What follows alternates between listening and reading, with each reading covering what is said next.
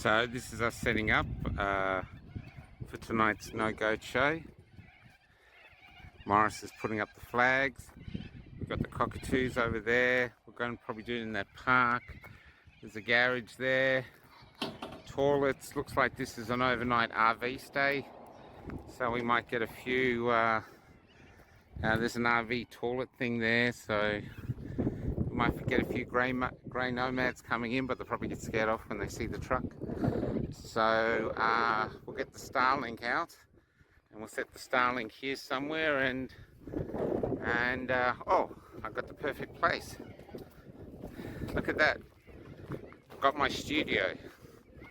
There's my studio right there. So Maurice is reversing the truck, so we got a better backdrop.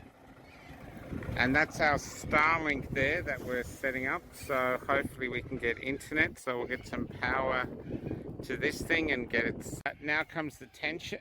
Now comes the tension. So there's Starlink, and up there hopefully there's enough satellites in that blue sky to allow us to have a show.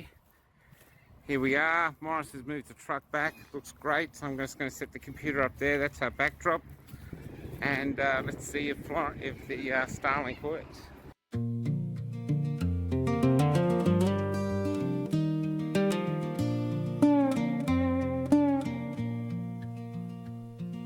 Gravity feels stronger these days.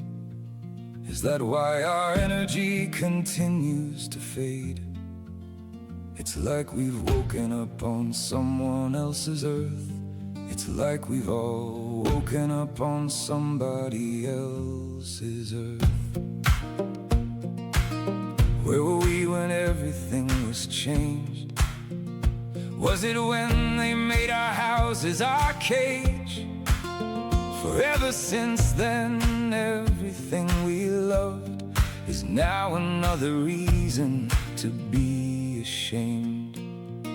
Why are we putting up with all of this? Don't we want all of our kids to know that they are all wanted, and that this land is their home?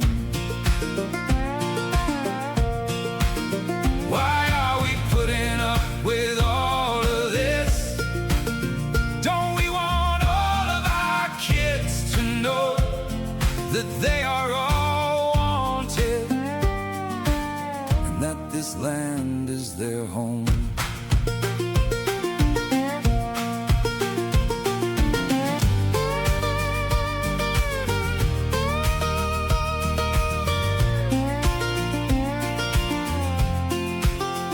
The Corellas are on fire tonight, sharing their defiant larrikin souls. A larrikin song our kids may never sing in the silent world we're building for them. A quiet world full of debt and shame that we are leaving to them.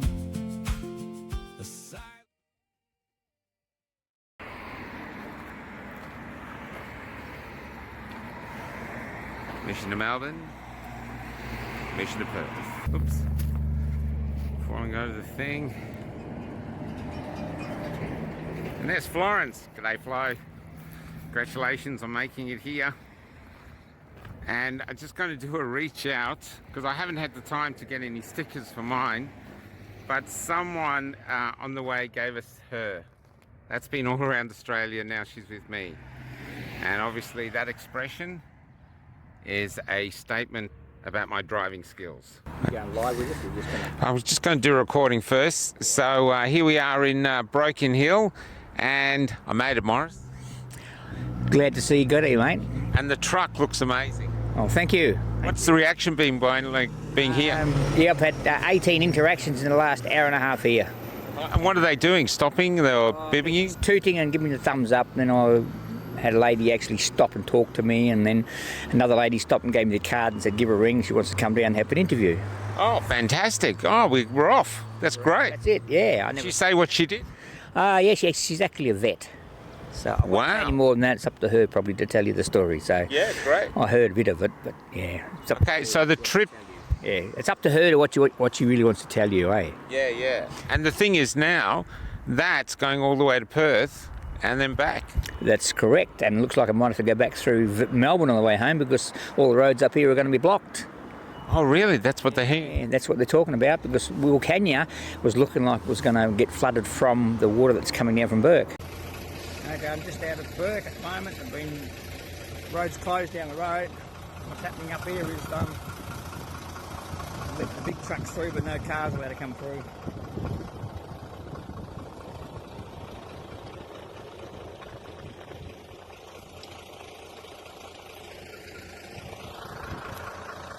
Well, we'll see what happens, eh?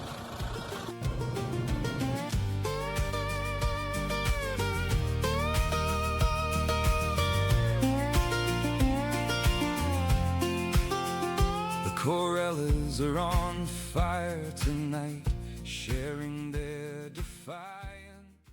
Here in Broken Hill, this very interesting woman has turned up. She stopped and asked what we were doing here. And we've coerced her into doing an interview. Do you want me to take the glasses off? Yeah, sure. Okay. But so tell us, are you from Broken Hill? No, I'm born and bred in Melbourne, and this is my 14th country town that I've lived in, plus Sydney, Melbourne, Canberra. I've taught in all those places. So you're a teacher, but Yeah. right now, the thing that amazed us is you're doing 2 degrees, right? I have done 2 degrees, Done I've completed them, and I'm now looking at doing a thesis. And how old are you? 81. That's astonishing. Your brain must be amazing. Oh, yes, because I was allowed to grow up and use my brain as a kid. So explain what you mean by that. Well, when I grew up, my family, my parents treated us like little adults. Emotion was no outward emotion. There was no anger. There was no shouting in the household. I had aunts who would say, "Beth, you don't speak like that." You know, there was these sort of aunts, but my parents never did that. Wow. And And what were they? Were they teachers themselves? No, my mother was, of course, in that period a housewife and mother, and my father worked with a finance company in Melbourne. But we were just allowed. I remember saying to her, I didn't get into my chosen tertiary thing. I'm going to repeat the year. She said, "Are you sure?" I said, "Yes, I'm sure." So, it was my decision.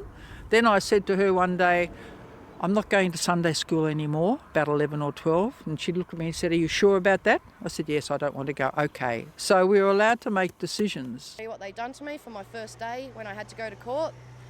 9 coppers walked up to me and arrested me because I refused to move on. Why would I move on when I had to be at court that day because of them? Doesn't make sense, does it? They arrested you for not moving on, but you were due at court. Yes, that's right. And I have witnesses. This is how corrupt this system is. How do you keep smiling after all this? Because they're idiots, I'm sorry. You got to laugh at the stupidity, you really do. Because if you let it chew you alive, you know better than them. And you're going to turn out to be as worse as those guys. So, I stay faithful and positive, and I'm not going to let shit like that bring me down. Interesting thing we brought up is with your meteorology, talk about cloud seeding. Now, there's a lot of people who believe that we're being drowned out by the globalists. But what is your view of cloud seeding? Cloud seeding is more for a natural phenomenon to create the increase in yields across Australia where the rainfall is deficient. In other words, it is more of a natural phenomenon than anything else, irrespective of what's produced in the papers. And how do they actually do it? Well, they use a special plane. I can't mention the name of the plane, but the thing is, it provides that seed at a certain height below the cloud level, and as it's sent out, it goes up into the cloud, creating instability in the cumulus, which creates cumulonimbus. And 70 or 80 k to the east, southeast, or wherever that cloud is moving, it will provide the precipitation for those areas in the agricultural regions of Australia. So here's Maurice. He's watching one of the videos from last night that we did, a girl called Nikki, so we're streaming that live now. Last night was really interesting. There was, when we did the live show, there was a young guy that spoke, and then some other people turned up and they stood here on the periphery. They kind of wanted to meet us, but were sort of nervous as well.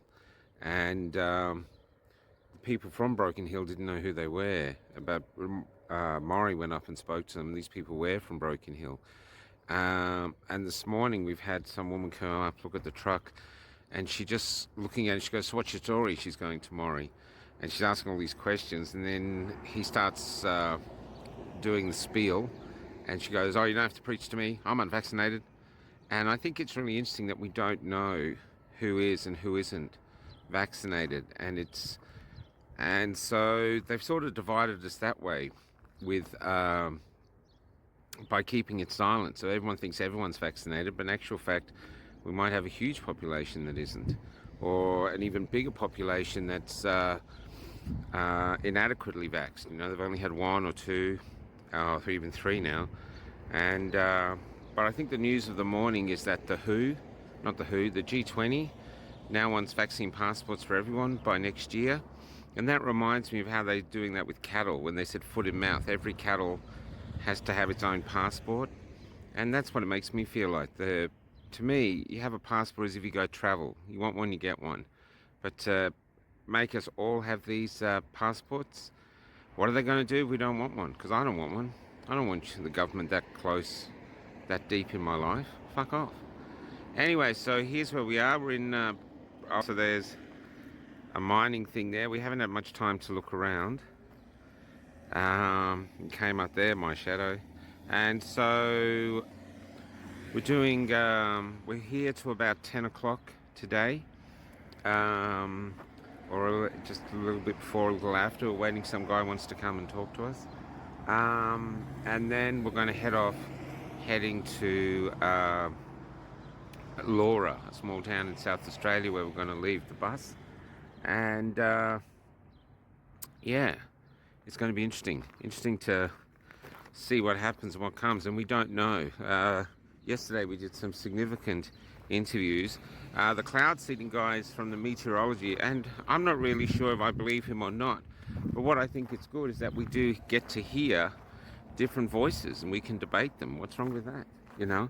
So he's a big believer that humans are causing climate change, and that basically we need depopulation. I'm just going to turn around and look. So there we are.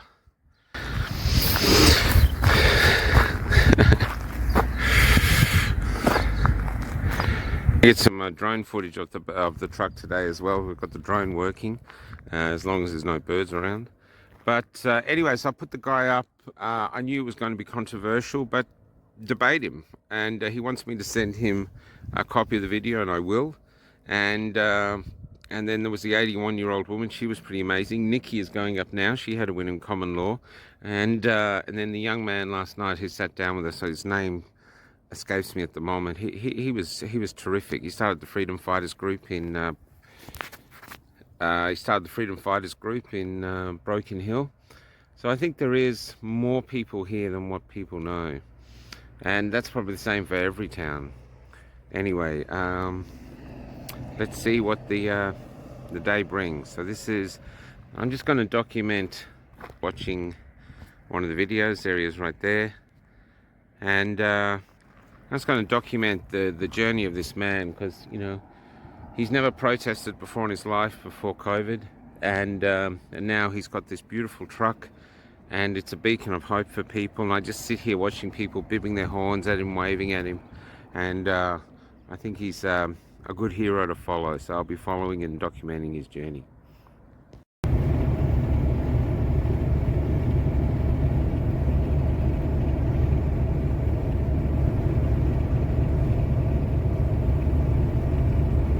Yeah. So you log on to people, and then what would happen? What was the interaction? So I had a sketchbook with me, and the whole thing started as a way for me to maybe try to get a little bit quicker at drawing, and because I draw as a way to spend time. It's something that I've always enjoyed, and so I started talking to the people, and because I had the sketchbook in front of me and I'd asked them if I could draw them for the most part, it kind of facilitated like an ease of conversation because it gave space for there to be awkward silences, or silences that may have otherwise been awkward. Because I'd just be sitting there sketching them. And most people were really happy to be sketched. And as this kind of got a bit of momentum, I started writing little stories about the conversation I had with the people, because something about, I don't know whether it's that website or just the pure volume of random people from around the world, that we were kind of united in a way by the times. But there were just some really compelling stories and beautiful interactions that I ended up having.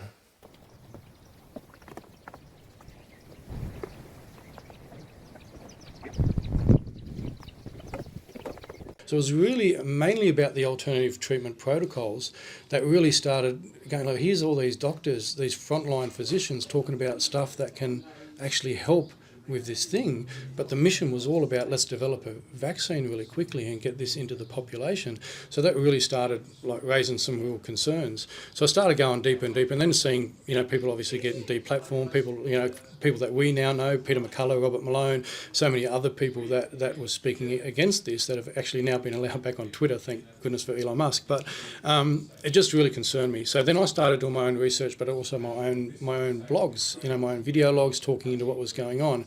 So just a bit of a backstory. So you're exercising free speech? Absolutely, 100%. So I was in the disability sector I was a team leader in the disability sector, and I was starting to get real concerns because my research was leading me to see that a lot of the databases around the world were actually showing red flags in regards to harm for the vaccines.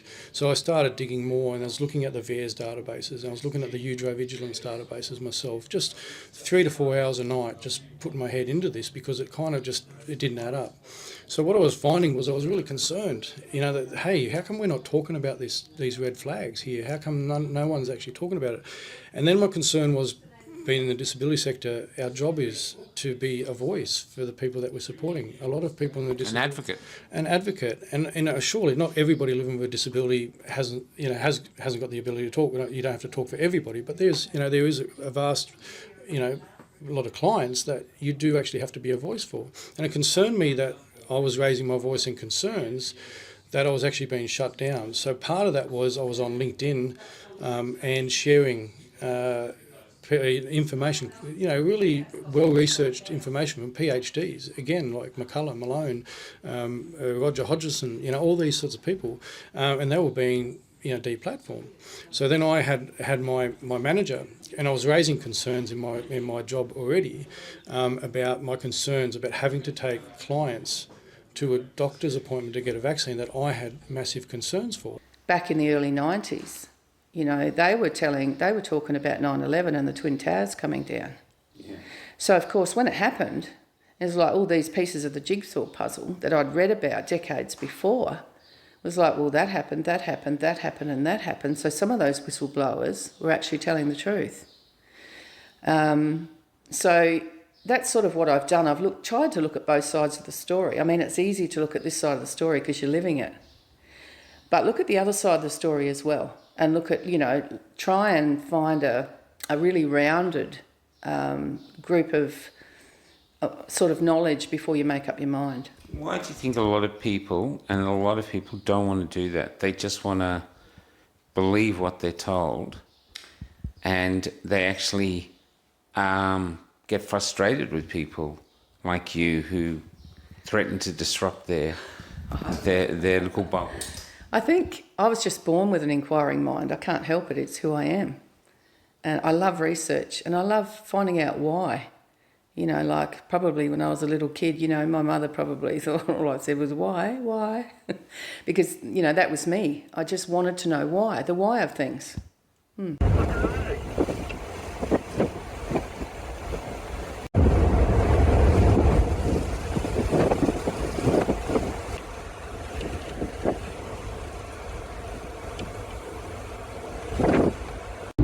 So we're heading off. We're heading to Port Augusta. But why are we only doing 50 k's an hour? Well, for a start, the speed limit in town was only 50 k's, but I normally go for about 20 minutes to get going, and warm everything up, warm the tyres up, warm the engine up. The engine temperature's not even warm up to 80 yet, 80 degrees Celsius. But it allows everything, instead of hammering everything to pieces, it just gets everything into all the metal parts warming up, swelling up to their correct temperature and the tolerances. So when metal gets hot, it expands. So if you go fast, you've got a big gap between all your big rings and bearings. I know it's only minuscule, but it's not real good to pop in and just flog your vehicle. So you've got to ease it up, go slow to start with, and then slowly pick up speed. So you get the cruising temperature, then cruise right. The other thing is that you are doing 80 k's on the highway. Why is that? Why? Because you get better fuel consumption, and also gives people a chance to actually come behind you and actually read the signs on the vehicle from behind.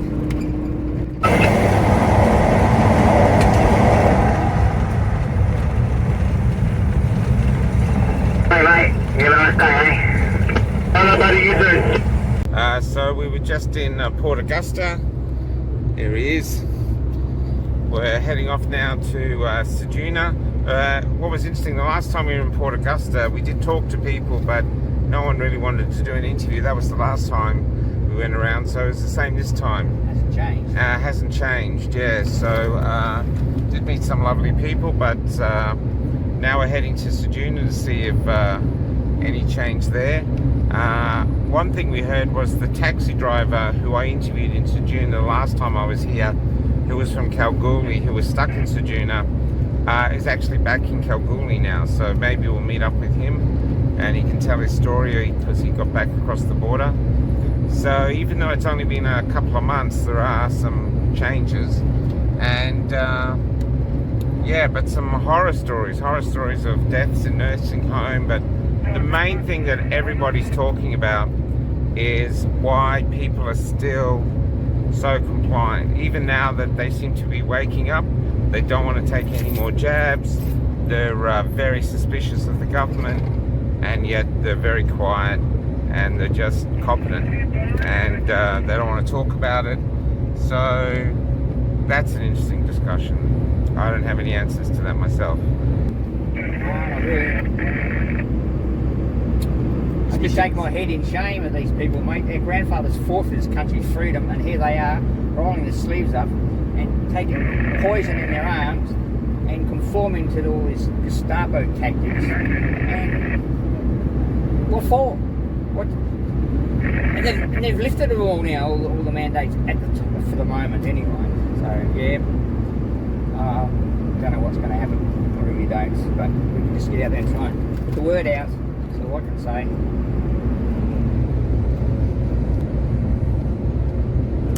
So anyway, we're off to Ceduna. Let's see if we get a bit luckier there. Now, you used to be a nurse, and you have an autoimmune disease. Syndrome. Yeah, so I was a nurse for 20 years. I was a paediatric nurse and midwife. I've been retired now for 4 years, pre-pandemic, but I've also got an autoimmune syndrome, which is antiphosphate lipid syndrome, which is one of the top 4 exemptions for AstraZeneca vaccine, which wasn't discovered until, the rollout. So when people were dying of blood clots, they were people that had my syndrome. Yep. And that can't get you an exemption here. That can't get me an exemption. I haven't tried again because every time I've approached it with someone, I've been looked upon as not favourable, a derelict, an anti-vaxxer, someone who's, got a political statement in every movement. And that fired me up to almost have a political statement in everything I do now because, this stuff is not fair.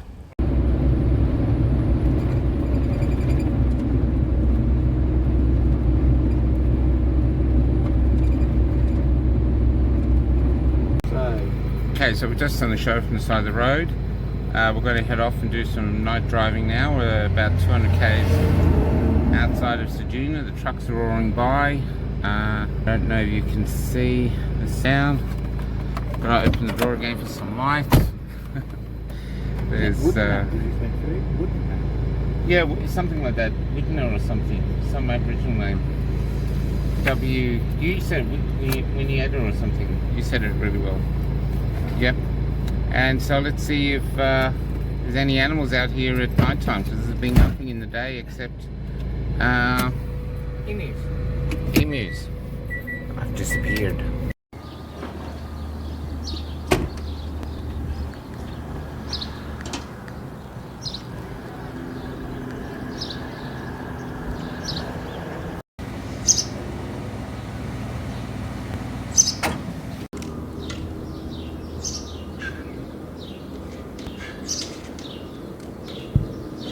So we're here in Sejuna. We camped out rough last night, or in the truck. Come on. That's the thing as rough in my truck. What are your feelings as we're moving along? Oh, I think there's too much apathy. Everybody's sort of think it's all over, but it's not, and they don't give a shit anymore for some reason. They're all complying, and you know something? I don't know if you've noticed it. Like people will give us the thumbs up. Yeah. They like the truck, but that's it. It won't. They like the truck and what's on the truck, but yeah, a lot of people just don't want to have anything to do with us. But we're still trying. What can you do? You have to try and wake people up. And people who are awake, right, sort of feel apathetic towards us anyway, but they just don't care because they've got their freedoms now. We'll wait until 2 months' time, mate, when they're locked down again. They'll be screaming for us. Do you think some people are sort of basically bought the new contract? Like they're saying, okay, Australia's going to be more tyrannical now, you're going to have more controls, but if you want your house, that's what you got to live with. And do you think they're saying, yeah, okay, they've accepted it? Yes. All the people have come from Europe, from Poland and Hungary and Yugoslavia and even parts of Germany and Russia, who've lived through this shit, and they can see it all happening again, and people aren't listening to them. They should start to wake up and listen to them. They know what's happening. They've seen this happen before, and it's just not happening as far as I'm concerned.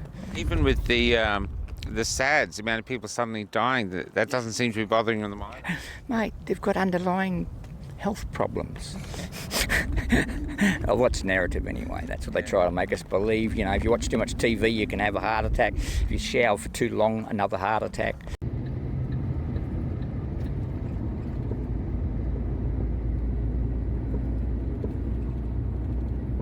Yeah, put him back.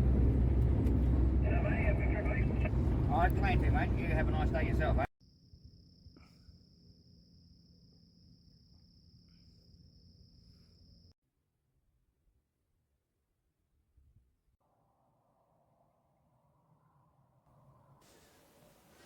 I don't understand why my brothers and sisters aren't in the streets raging against the mainstream media who are just lying to us. Why they're not. Why are they just taking everything on the chin?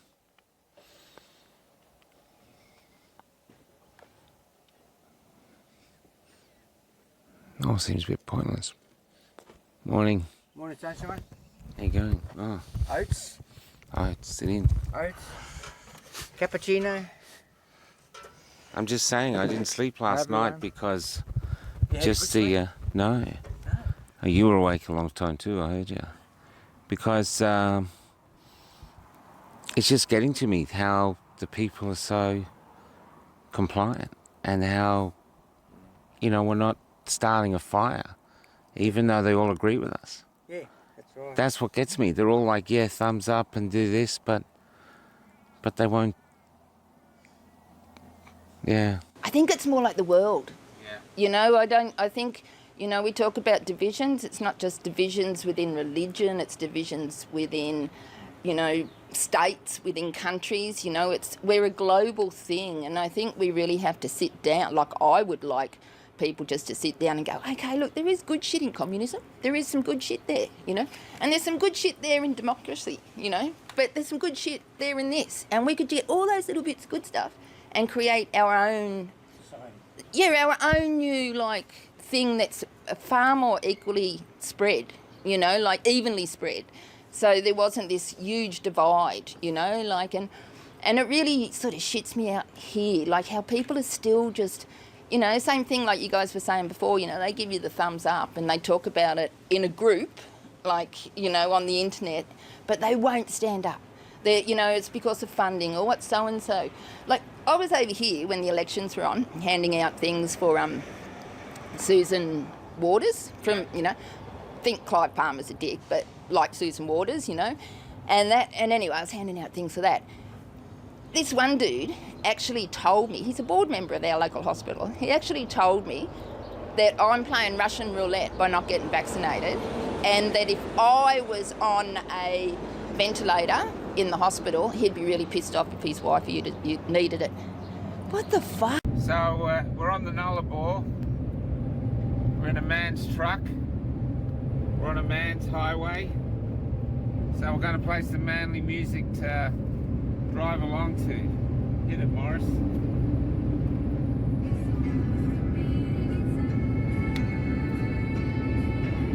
Waterloo.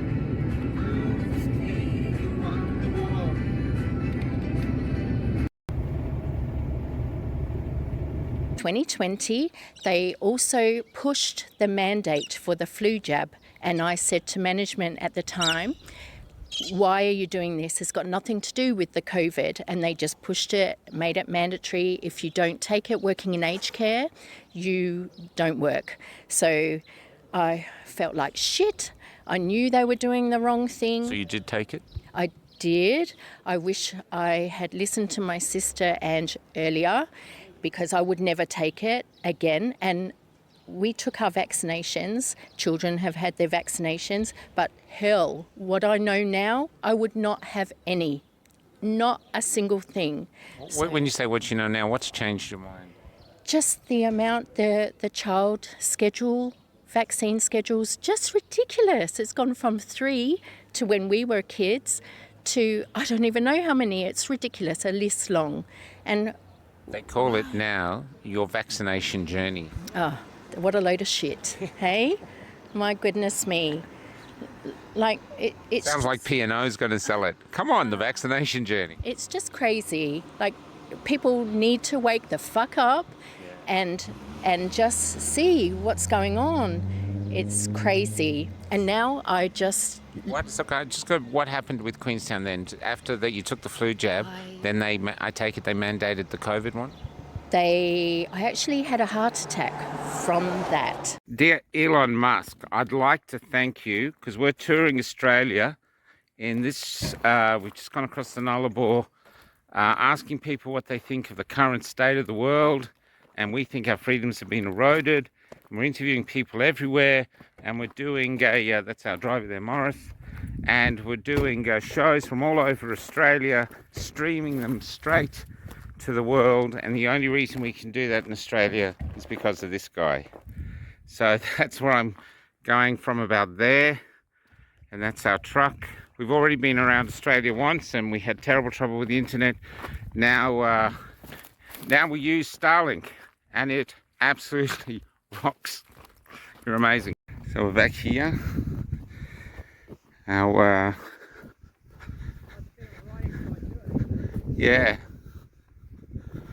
our sign blew off. Hopefully it's not a oh yeah, it's bad. Mission.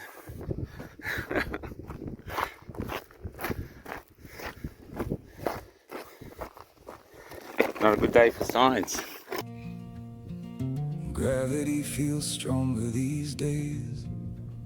Is that why our energy continues to fade? It's like we've woken up on someone else's earth. It's like we've all woken up on somebody else's earth. Where were we when everything was changed? On the outside of the road. Was it when they made our houses arcades? And we find a gypsy, a refugee from Melbourne, who wanted to talk. And this is her story. The middle of Australia, and we've got a social worker here who is working in a Melbourne hospital, during the pandemic? And let's start again. Just tell about the patients you saw coming in. So a lot of the patients that I saw were, so the wards that I was working in was the COVID ward, ICU and ED. What I saw were people coming in who had had a vaccination and had an exacerbation of their symptoms of MS, for example, of chronic fatigue, of weakness, paralysis. So whatever their symptoms that they were managing, post the jab, they were being significantly exacerbated to a hospital admission. And then they were fighting and working through and trying to figure out what exacerbated their symptoms. And of course, the only reference they had was the jab. None of them were reported as vax injuries, but as exacerbation of symptoms of something. Fibromyalgia, chronic Before fatigue. we get to the not reported as vax injuries, can you tell us again about the man with the MS? Yes, certainly. There was a particular gentleman who had had his vaccination, came into hospital, and I was talking to him, and he was saying that post the jab, he had paralysis, weakness, exacerbation of his MS symptoms, and he had been travelling for many years and he was stable. He had spoken to his GP, he had spoken to the MS Society and encouraged to get the COVID vaccine. He did that, he was very reluctant, but he said he felt pressured to do it, so he took the vaccine. 10 days later he's in hospital with full paralysis from waist down, and a huge exacerbation of his symptoms with what they were investigating at that time. They were still investigating what the outcome was going to be long term for this gentleman, but just the concern that he and his family had about how then does a young man manage these symptoms ongoing. It was actually devastating for him and his family, and none of it was reported by the hospital as a COVID, as a vax injury.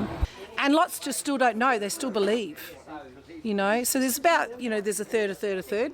But I think going by what you've just been talking about tonight, Paul, Victoria and stuff, I think there's more of us that are still together. And yep. Going back to what you said about anger, I don't understand that. I don't understand why more people aren't angry. And in fact, I'm furious. But they're not. They're not. I had a chat to one guy. I have a lot of clients that come and see me, obviously, and I'm like, it was a scam. You got duped. What are you going to do about it? Don't know. Not sure. And they know it's a scam. I'm like, well, come with me. Come on.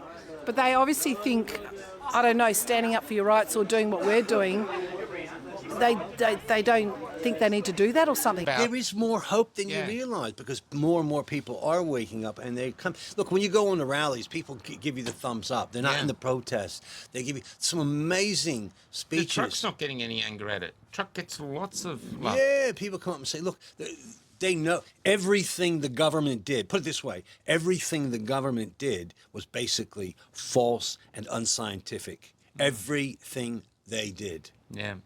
The lockdowns didn't work. The masks. The mask didn't work. The jibby jab doesn't work.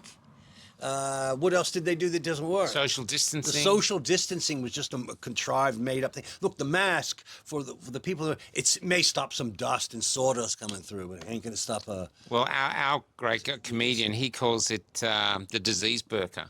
The disease burqa. Who said that one? Ryan Etherington. He's a comedian we found. The disease burqa. Yeah, it's insane. And the guy called it today, called it the McGowan gown. McGowan gown. That's a classic. We got to roll that one. Yeah, that's right. We have here a very rare specimen. We have a young person. Yep, that's right. How old are you? 21. Now you're 21. You're in the freedom movement, and you're unvaccinated.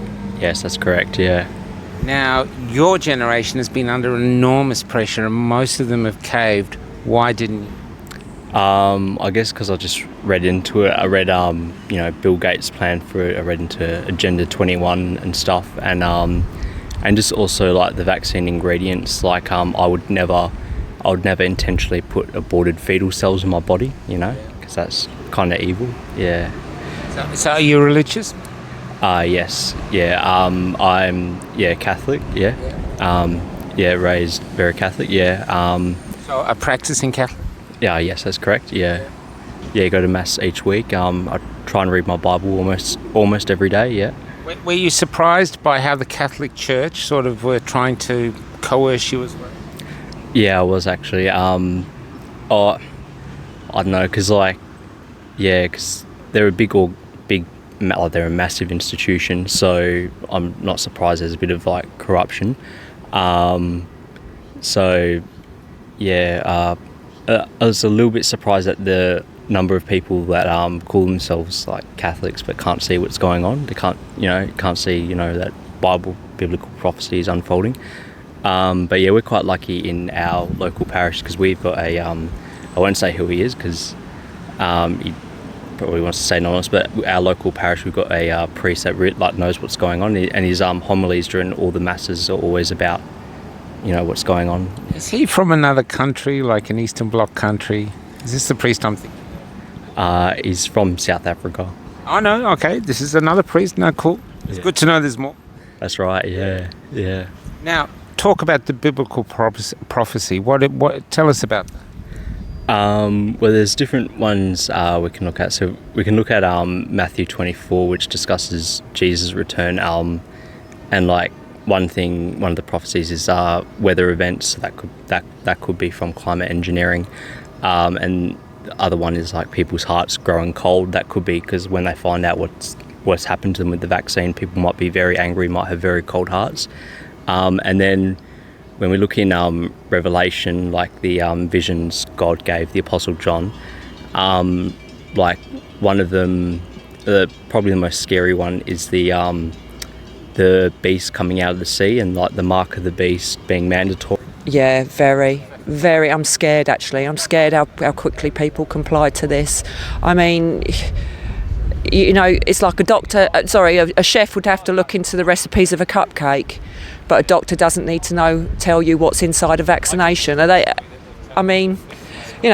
chef's worried about someone having an allergic reaction if they eat something, and we're not concerned about a vaccine that's being injected into our bodies. Really? Okay, here we are, still in Fremantle, and we have Matthew. Matthew, is that Chinese, that accent? No, this is around here they call it a Pommy accent. Yes, I'm very aware of it. Prisoners on His Majesty's service. That's right, His Majesty now, yeah, definitely. That's right, yeah, that's it. Now, tell us your story. You are actually vaccinated and you're a bit concerned. Oh, yeah, so I didn't want to get it initially, being that I don't know much about the medical science and all that. I'm a civil engineer by trade, so I was a bit wary. Heard it was no, didn't want to get it. Long story short, I was coerced into getting it. It was either unemployment or getting the vaccine. I've got 3 children, 3 girls. I'm 7, wife, 2 dogs, mortgage, all the above. I just didn't have a choice. So love played a big part of taking it? Oh, yeah, I basically had to sacrifice and take one for the team, myself and my health. It was a risk. I also have a blood condition called ITP, which stands for idiopathic thrombocytopenic purpura, which... I think I went there on holiday once. Lovely place. I wouldn't recommend it though. But so basically my immune system attacks the platelets and I get thin blood and I can bleed a lot. So I was, and at the time before I got the vaccine, it was a very high, very natural rate. So I was getting real better real quick, which is great. I've had it since I was a kid, so it was fantastic to see it getting better. How did you know you had it? Just you bruise. So when I was a kid, I had lots of bruising. They took me to hospital, and it come back as this immunocompromised disorder. Don't know where it's idiopathic means I don't know where it come from, why it starts. Really? You going to take any guesses now? Look, do you know what? Before this even started, I did wonder whether it was vaccines that caused it, because they do involve your immune system. So. Very curious, done some Googling at the time, and they're still like, well, I don't know. But since I've had it, my bruising has come back quite heavily. Along that comes fatigue and other things. I don't know whether it's related. Can I ask, when you were taking it, what was that like the moment you were taking it, because you didn't want to do it? I didn't sleep that night. I was terrified. My shoulder, I had some weird pain up there, which was...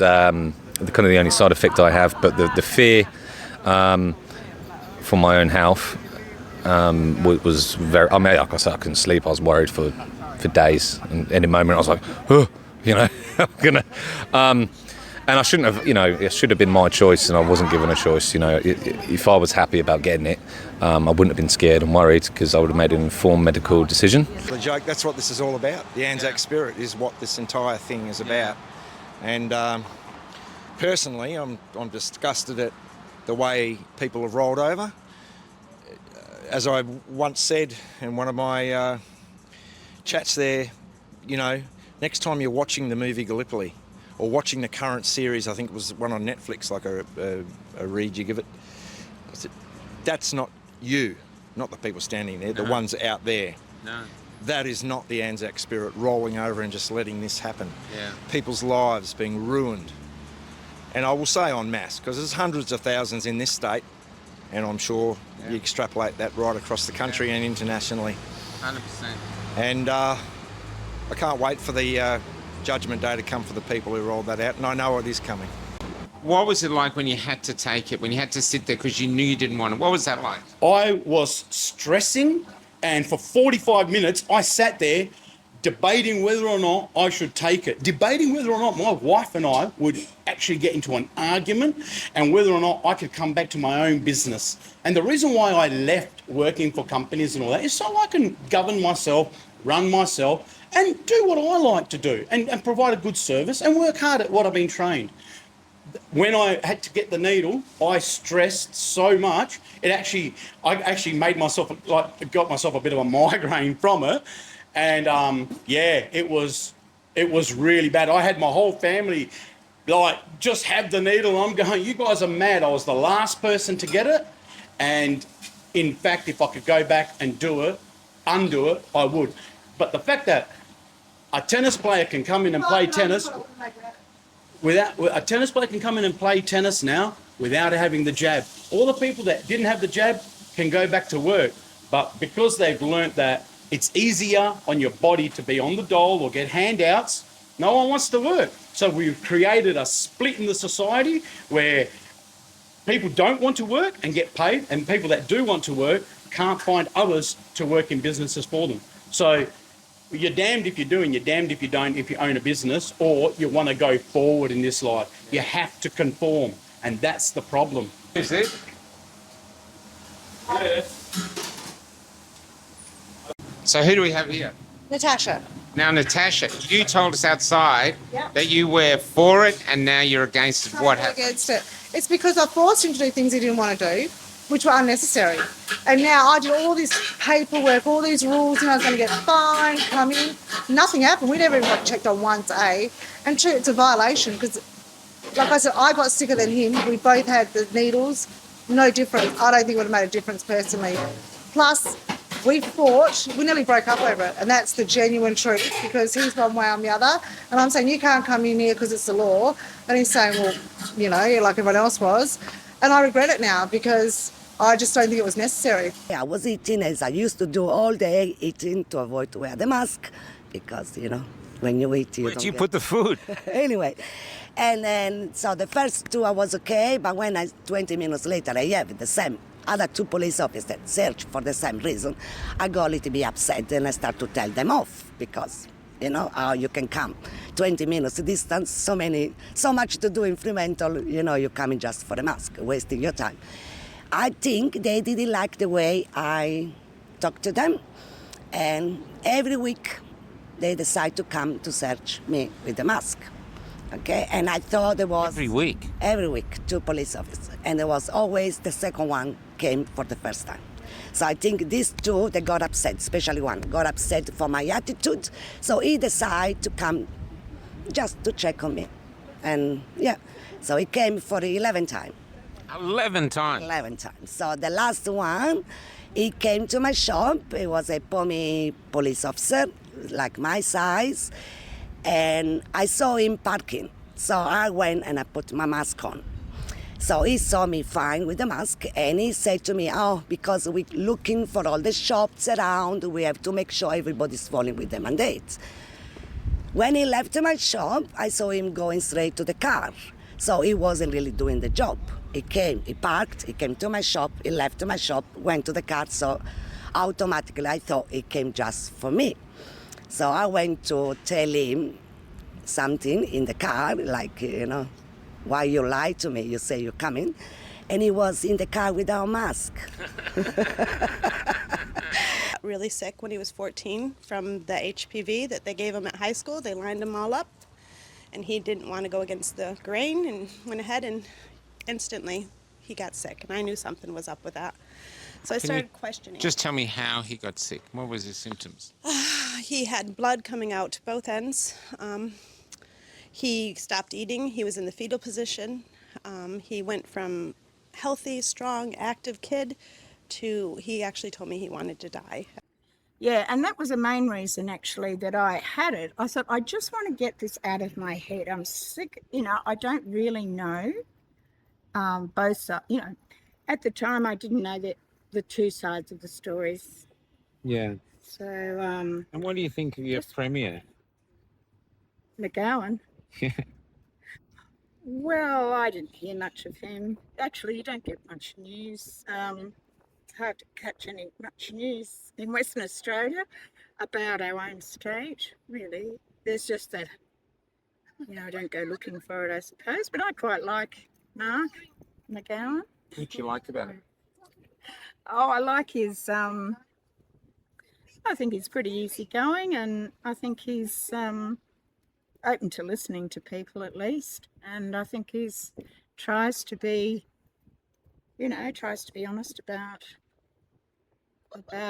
things. But I've come to understand that, they are answerable probably to people higher up than them possibly, and they have to play certain game. They have to play the game. Who do you think those people would be? Oh, the media. Yeah, people in the media, people with money, people that support, big business, political people who support, So the rich. The rich, yeah. What happened was the second lot of counting was looking at where Liberal and Labor sat. So my vote actually went to Labor because I had Labor 8th and Liberal 9th. So that meant that vote went to Labor.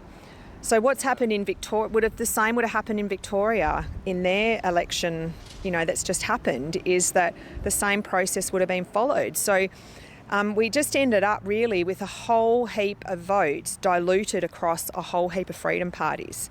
And what do you think is the problem though? I mean, that's what happened, but why do you think we're not being as successful as we feel we should? There's just not as many people, not as many of us as there is of them. I think Gary was just saying that was only 15% of the votes. That would have been looking at our forest electorate, I'd say. 15% of the votes that went to all the freedom parties. So we had Labor, Liberal, Greens, and then the other 6 were all, freedom parties or, upcoming parties. So that's a very small percentage. And you've got to share it out. Yeah, share it out across those 6 parties. So I just don't know. And it's not as if they didn't work hard enough, but they didn't start early enough. The election campaign for a lot of them only started at the beginning of the year, and we had the election in whatever it was, May. Seems like ions ago now, but the year's just flying by. But there's not enough lead up for them to get out there and get their message across and build relationships with people and maybe turn them from Liberal and Labor. And speaking to someone who we actually stayed with in Perth, who is an ex-young Liberal, and he was doing the counting at the same centre that we were scrutineering at, he said Labor and Liberal candidates are guaranteed pretty much 30% of the votes each. Yeah, pretty much I think, mate, but we just got to keep it going. Just keep the support going for each other and stuff like that. Yeah. But you cannot feeling like I question everything now, mate. There's nothing that I hear or I see that I can't even watch a bloody movie without enjoying it for just being a movie without seeing the symbolisms in it and all that sort of shit, mate. Make sure everything's in. Okay, who do we have here? Donna. And we're in Bunbury still. Yes, we are in Bunbury. And what are you down here talking to the old tumbleweeds in the big old freedom front? I just wanted to see you because we are so grateful for voices like you getting out there, showing the true news, the true media of what's going on, and I was hoping that we could have a chat. Yeah, sure. Chat away. Would you like to ask me something, or would you like me just to share reflections? What do you do? Have you lost your job? You work for yourself? How's COVID affected you? Yeah, for sure. So I work in network marketing, so I'm self-employed. We share holistic supplements with Plexus Worldwide, and we also have a property maintenance business with my husband. So thankfully, Mark didn't include property maintenance in the mandates. However, my 16-year-old son lost his job. That was his first job that he had last year for 6 months. What was he doing? He was working at Domino's. And I'm a different person now to this time last year. As I was just saying earlier, some of the rallies and the face-to-face with Mark this time 1 year ago, I was just like the exorcist. I had so much rage. I was so angry. I was so hurt. I was so upset. And at the What were you angry at? that he was just taking away the freedom of choice.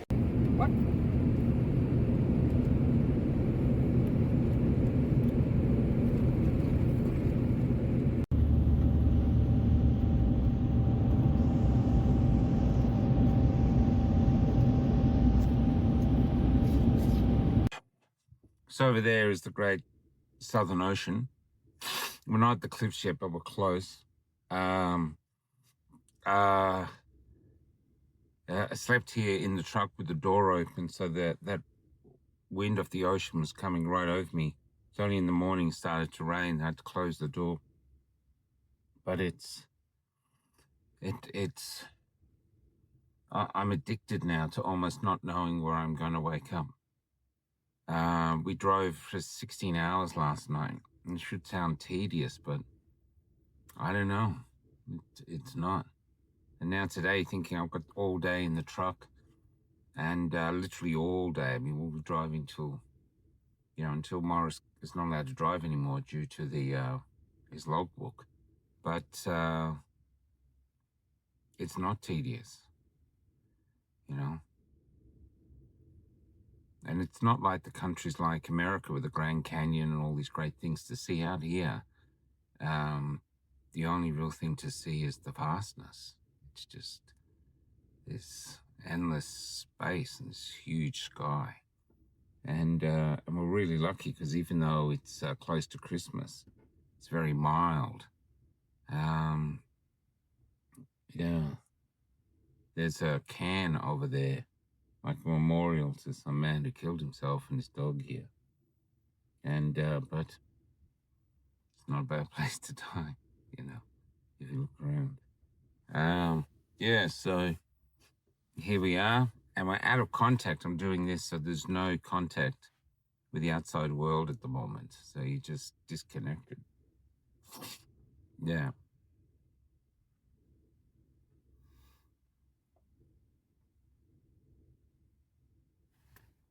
You specifically want to talk about Freemasons, and I know everyone hears that. Everyone's going to sit up and go, here we go. Yeah. Well, yes, I do, because I want to defend them, because there's so much misinformation out there and disinformation that it's just crazy. It's just crazy. I think where it starts from, people think they're a secret society, but of course they're not, because they have lodges in every other country town. Freemason written on the front. With Freemasons written on the front. What's Grindr? Gay pickup page. I'm out of all that, I'm afraid. I don't even know what this is. Okay. Yeah. So do I just stand here, sit here? Yeah, you just sit here. Yeah. Look like you're clever. Look like you know what you're talking about. We'll go from there. Okay. Now, to those that don't know you, I'll just make sure it's going. What's your name and what did you used to do? Yeah, I'm Jerry Roberts. I'm a newspaper reporter by trade. That'll do. Yep.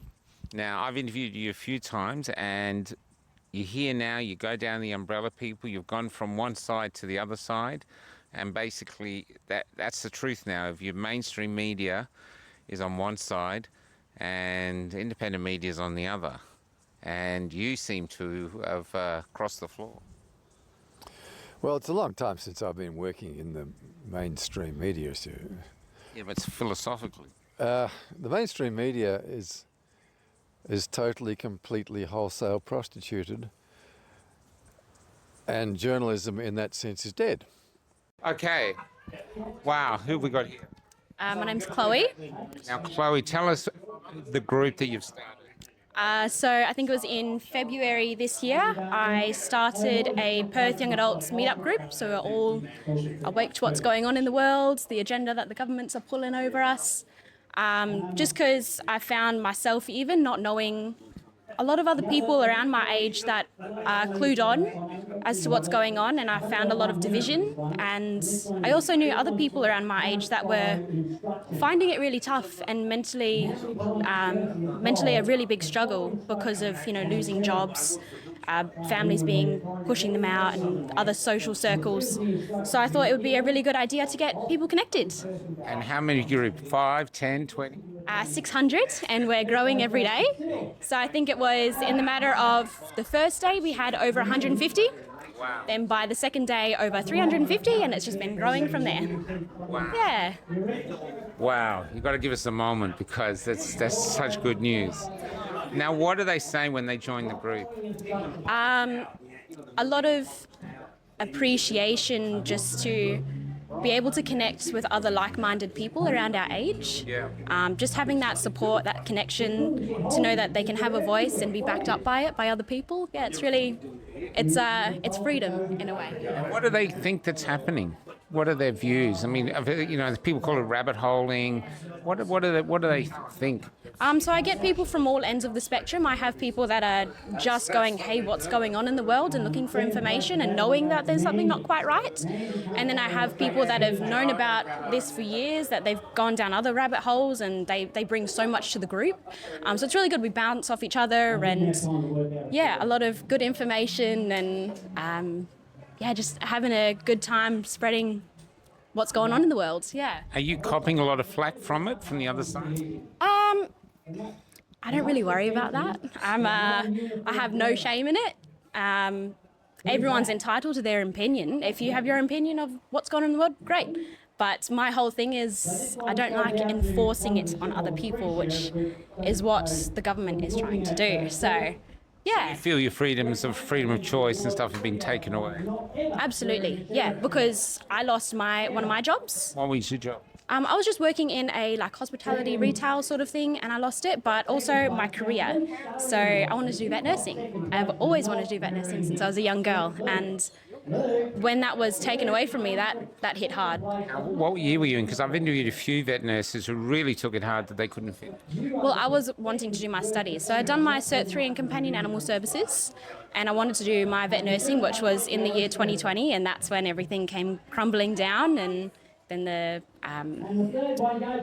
the boundaries and all of that came in. So yeah. Did you ever consider taking it just to? No, I'm very hard on my stance. I personally won't. I have grace and understanding for the people that have caved. I understand the amount of pressure and the feelings that they would have been feeling, but personally, no, I won't take it. No. Can I ask why? I've seen the effects that it's been doing to other people, and also I don't like putting something in my body that can potentially harm me or the future generations, so my children or my future partner. Take 9. So the data we're seeing coming in from New South Wales is that everyone that's in their hospital with COVID is vaccinated, and same for those who are sadly dying of it. Most of them, a lot of them in their 80s and over, and everyone apparently who's dying of it is over 49. So no kids. So now the Greens in Victoria are pushing for everyone to wear masks again, probably in other states as well. Well, I suggest if you feel that the mask can protect you, if you feel that it gives you some solace, that the vaccinated people wear it in the pretense that it'll protect them from the other vaccinated people who'll be spreading it. As for us, the unvaccinated, we've either had COVID, so are naturally immune and don't spread it, or we can't catch it because we're too tough. The only thing we're a danger to is the bullshit that so many of you continue to believe. Maybe because the truth is too overwhelming to accept. You are being lied to. You've been lied to from the start. You're being lied to now. And it's coming now. To believe in this lie comes at a detriment to your health. If nothing else, I hope that your survival instinct kicks in. If not for you, then for your kids.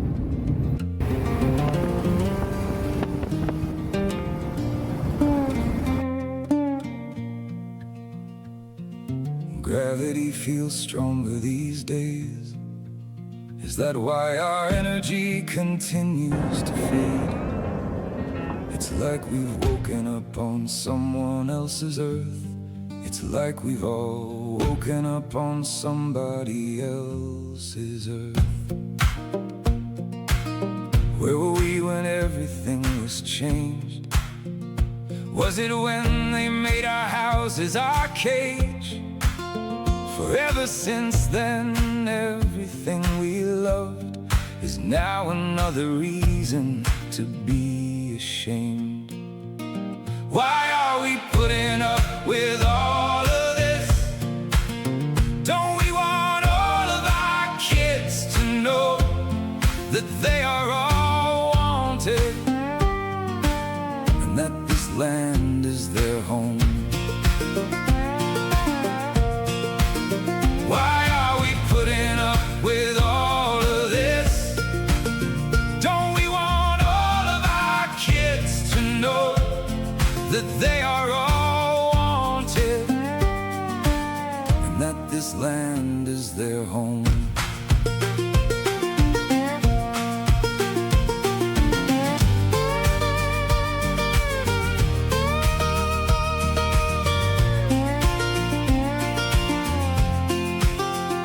Corellas are on fire tonight, sharing their defiant larrikin souls. A larrikin song our kids may never sing in the silent world we're building.